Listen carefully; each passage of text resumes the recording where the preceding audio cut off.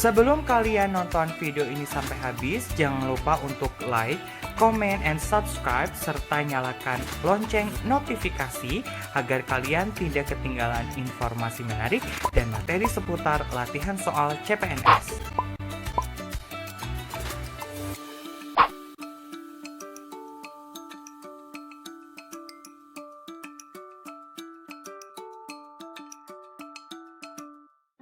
Oke, sebelum kita mengetahui materi apa saja yang akan diujikan pada seleksi kompetisi bidang, kita wajib mengetahui pedoman pembuatan soal SKB.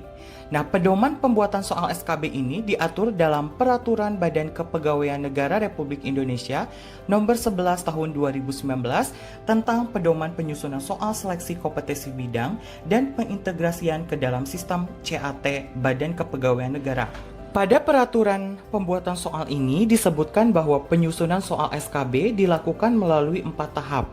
Tahapan pertama yaitu perencanaan soal, tahapan kedua penyusunan kisi-kisi soal, tahapan ketiga pembuatan soal, dan tahapan keempat penelaahan soal.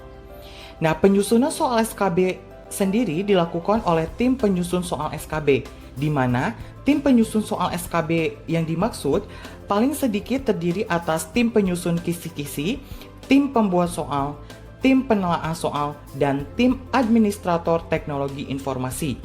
Nah, untuk tim penyusun soal sendiri ditetapkan oleh PPK instansi. Jadi, masing-masing instansi memiliki pola soal yang berbeda meskipun dalam jabatan yang sama. Misalnya, soal untuk formasi guru di Kabupaten A akan berbeda soal dengan guru di Kabupaten B. Atau, soal untuk analis Kementerian A akan berbeda soal dengan analis di Kementerian B.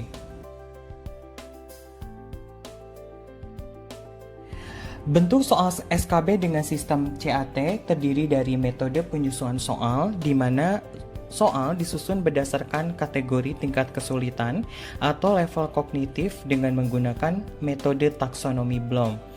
Kemudian komposisi soal sendiri yaitu terdiri antara 100 soal atau 80 soal dengan waktu 90 menit dan dengan ketentuan apabila materi soal SKB tidak memuat perhitungan maka jumlah soal harus 100 soal.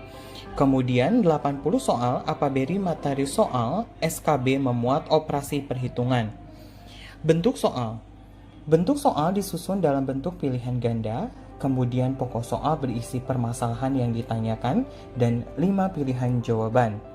Kemudian jenis soal itu terdiri dari soal tanpa gambar, soal dengan gambar, dan soal dengan grafik.